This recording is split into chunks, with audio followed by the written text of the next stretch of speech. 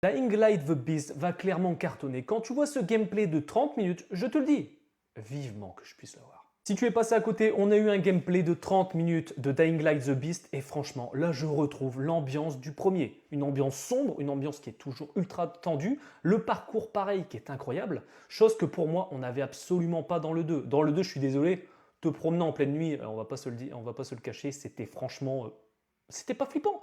Tu te baladais en pleine nuit comme ça, le deltaplane, je détestais, comme tu le sais, pourtant j'adore Dying Light, mais le 2, j'étais ultra déçu.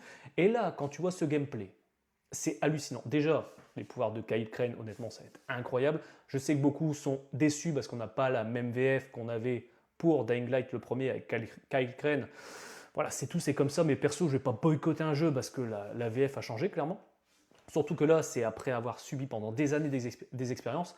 Mais quand tu vois l'exploration de nuit dans le jeu, c'est ultra flippant. Les rapaces, ils sont... Oh non, ils sont dégueulasses. Honnêtement, c'est encore pire. T'as beau te planquer, ils arrivent encore à te suivre à la trace.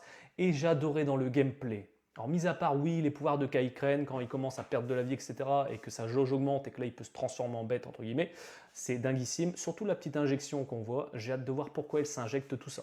Honnêtement, à mon avis, c'est que un petit pourcentage de ce qu'on aura. Mais le truc que j'adorais, c'est les planques.